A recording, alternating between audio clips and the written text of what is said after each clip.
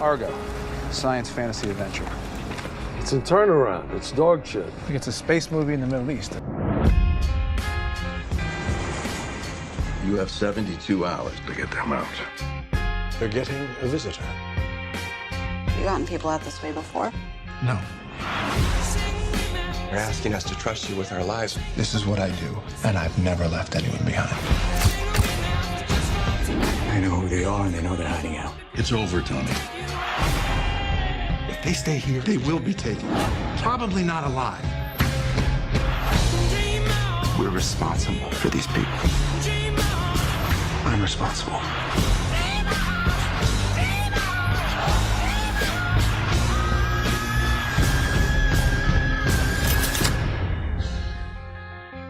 You really believe your little story is going to make a difference when there's a gun to our heads?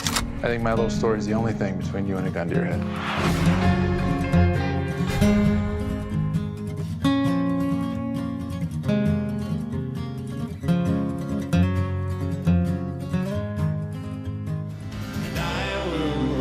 I will wait for you.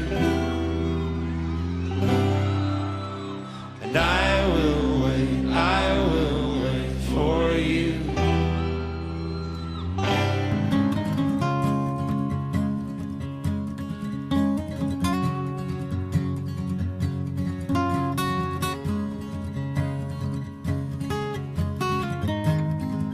If you like Necco wafers, the original candy wafer, yeah, that's a category that really took off, there's no need to watch this video. You're going to get screwed no matter what. Same goes if you like those nasty little orange and black candies. Save yourself some time, don't go trick-or-treating, just eat random crap you find on the floor. And now we begin. Step 1, identifying your trading partner. Children under the age of 5 are legally protected. That's because of Becky's Law, named after a Wisconsin girl who traded her entire stash for a box of Good 'n' Plenties that her brother had convinced her were unicorn eggs. She cried for 3.5 years. Children between the ages of 5 and 7 are allowed a 30-second trade-back grace period. This also applies to the elderly. If you have friends or siblings with any of the following traits, they make ideal trading partners. If you don't, you'll have to get crafty. Start by determining the flavor affinity of your opponent. There are 3 basic classes, and each one has a weakness. Be warned that a classic strategy is to pretend that you're in the fruit and sour category while executing the Smarties gambit for a full-size Snickers. If you'd like to download a PDF version of this chart, please look in your butt. If your opponent says that they like special darks, be kind to them. They're probably going to be your boss someday. Likewise, if they express interest in any of the oral fixation candies like wax lips, paper dots, candy cigarettes, or pop rocks, keep track of them. They're going to be fun to hang out with in college before they drop out. Step 2, pre-trade organization and preparation. Loose candy corn should be placed with your pennies. They're equally worthless. Under the new health law, ripped or unwrapped candy falls under the protection of pre-existing condition, and although they lose value, you cannot exclude them from trading. Dum-Dums should be organized in complete sets, not by individual flavor, unless of course you have 3 or more root beers, which can be set aside. Lump your 3 Musketeers together with your Milky Ways to ferret out people that don't know the difference. Most likely they'll confuse Crackles and Mr. Goodbars too. Hide your Mary Janes, banana-flavored taffies, and any short-lasting bubblegums under a pile of Whoppers, Goobers, Caramel Cubes, and Red Hots. Be prepared to offer the full stack as an all-or-none trade for a Charleston Chew or greater.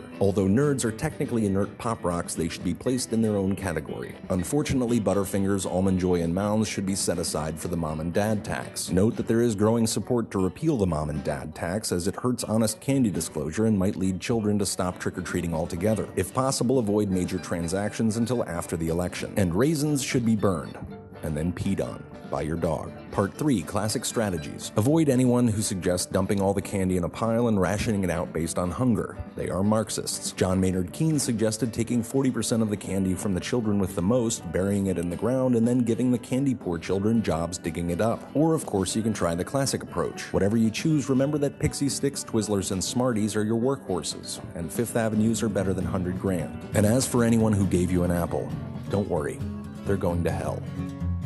They're calling it Frankenstorm.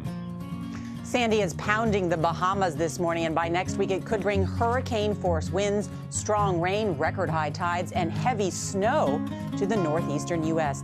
Major U.S. stock and bond markets were closed again on Tuesday, a day after Hurricane Sandy swept through New York City. The area around Wall Street was part of a mandatory evacuation zone, and with the storm surge, water rose above seawalls, flooding streets in lower Manhattan. This is the first time since 1888 that bad weather is forcing the New York Stock Exchange to close for 2 consecutive days.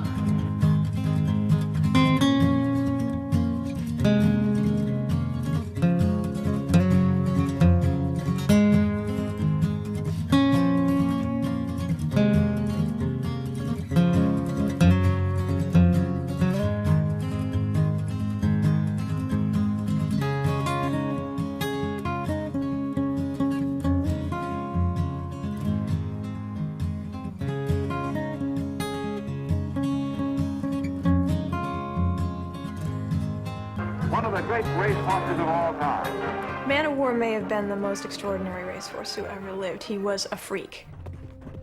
He was only beaten once in a 21 race career. He had a lordly, imperious, difficult temper. His trainer once said of him, he was hell to break, a headache to handle, and a catapult to ride. He may have been difficult to break, but Man of War was even harder to beat. After his first 6 races, he remained undefeated. It was like going to see Babe Ruth play in Yankee Stadium. In 1919, no ticket was hotter. They're off and running. Man of War takes the lead over Sir Barton. As they come around the first turn, it's Man of War leading Sir Barton by a length. Turning into the backstretch, it's Man of War by 2 lengths and going away. As they come around the far turn and into the stretch, it's Man of War leading Sir Barton by 15 lengths and under a strong hold. And Man of War is an easy winner. Man of War won by 17 lengths, took 6 seconds off the track record. In 1921, Sam Riddle retired Man of War and turned his champion out to stud. He was out to pasture, but still in the public eye. On a farm near Lexington, Kentucky, Man of War sired 64 race champions. When Man of War died at age 30, his passing met with fanfare normally reserved for heads of state. He was such a public hero that his funeral was broadcast on radio.